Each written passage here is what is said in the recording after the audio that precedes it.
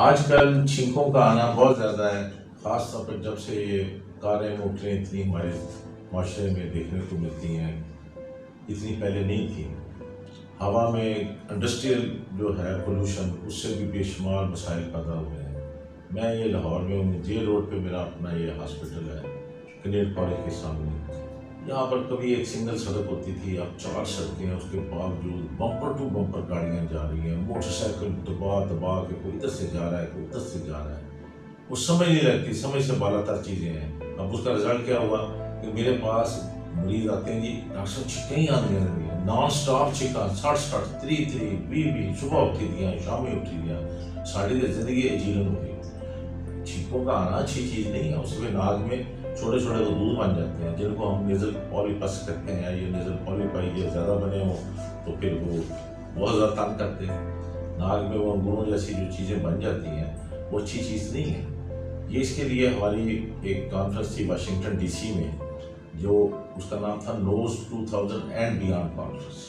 नाक के लिए हमने 2000 सालों में क्या किया, आगे क्या करना। उसमें उन्होंने यही कहा था कि छींकों का आना, बल्कि वहाँ पर जो American society of rhinology professor Carol वो भी मौजूद थे, जो मेरे साथ खड़े हैं, उन्होंने इसका एहतमाम किया था कि ये छींकें आना ख़त्म हो।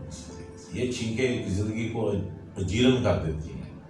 इतनी छींकें होती हैं कि आप सोच नहीं सकते। आंखें लाल हो गई, नाक में से पानी बहना शुरू हो जाता है। और इस्लामाबाद में भी ख़ास पॉलन एलर्जी की वजह से काफ़ी मसाइल पैदा हुए थे आज से 15 20 साल 30 साल पहले। आजकल ये जैसे जहाँ पर मैं लाहौर में हूँ, ये लाहौर पाकिस्तान का एक दिल है, बहुत पॉपुलेशन हो गई है, और कारें और सबसे बड़ा मोटरसाइकिल तो इतने हो गए हैं कि समझ नहीं लगती। अब उसमें एक्चुअली जो मोटरसाइकिल का धुआं होता है, उसमें कार्बन, सल्फर और लेड, वो जब नाक को जाके हिट करता है और नाक में फिर वो एलर्जिक फिनोमेना इनिशिएट होता है। What is called allergy? Allergy is called as the abnormal response of the body, whereas immunity is called as the wisdom of the body. अब नाक में जब वो ज़रात जाते हैं, वो इरिटेट करते हैं नाक की झिल्ली को, चाहे सल्फर के ज़रात हैं, चाहे कार्बन के हैं, चाहे लेड के हैं, वो फिर छू छान टी टी शुरू हो जाता है नाकों में। अब नाक जो है दो हैं, एक इधर है, एक राइट और लेफ्ट, दोनों तरफ। और इसका टिपिकल साइन होता है, कभी नाक एक तरफ से बंद हो जाता है, कभी दूसरी तरफ से।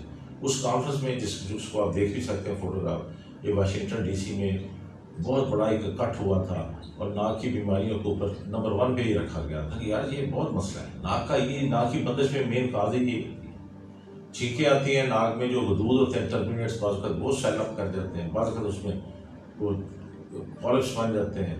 पॉलिप जो है वो रास्ता बंद कर देते हैं। जब रास्ता बंद होता है नाक का, तो बंदा माउथ ब्रीदिंग में चला जाता है। जब माउथ ब्रीदिंग में जाता है तो गंदी ठंडी हवा गले को लगेगी, जब वो गले को लगेगी तो टॉन्सिल का प्रॉब्लम शुरू हो जाएगा, चेस्ट में जाएगी तो चेस्ट की प्रॉब्लम हो जाती है।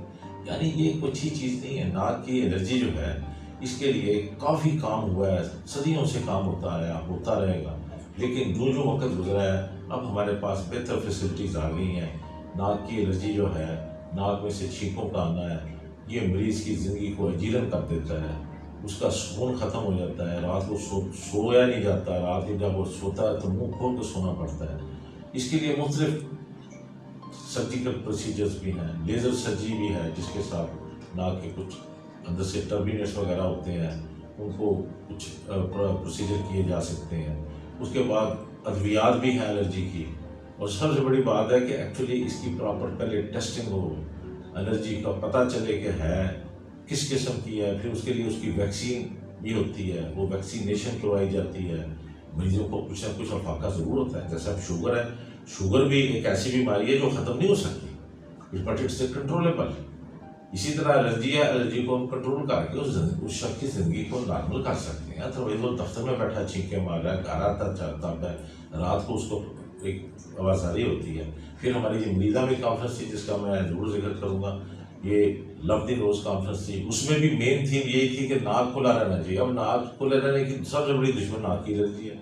एलर्जी का अटैक होता है, नाक में अंदर जो झिल्ली है वो मुतवरम हो जाती है, सूज जाती है, उससे फिर प्रॉब्लम हो जाती है। फिर उसके लिए मुख्तलिफ प्रोसीजर्स हैं, नाक में मुख्तलिफ ऑपरेशन किए जाते हैं, मुख्तलिफ अद्वियात होती हैं, मुख्तलिफ स्प्रे किए जाते हैं, लेकिन वो टेम्परेरी हैं, उनको मतलब इसका खतर खा इलाज नहीं होता।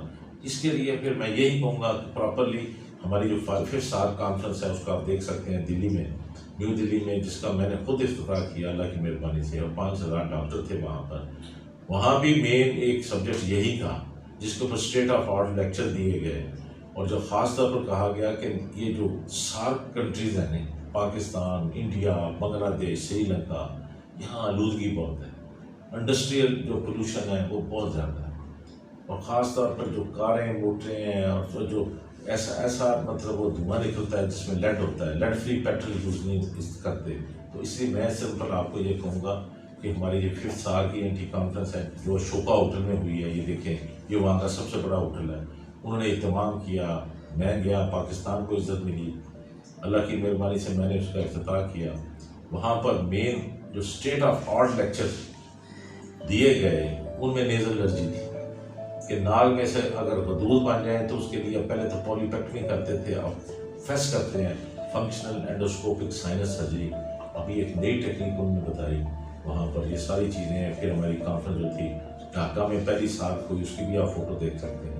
1st सार्क शेराटन होटल में, वहाँ भी ये टॉपिक डिस्कस किया गया। 2nd फिर काठमांडू में हुई, उसमें भी मैंने साइंटिफिक सेशन को चेयर किया। आप देख सकते हैं कि नाक में उनका सबसे ज़्यादा जो ENT में इंपॉर्टेंट मसला है कि नाक खुला रहना चाहिए। अब नाक जब बंद होगा तो उससे साइनस प्रॉब्लम होती है, साइनस के साथ फिर कान इफेक्ट होते हैं, यानी एक बुराई दूसरी बुराई को जन्म देती है, यानी एक बीमारी से दूसरी बीमारी पैदा होती है।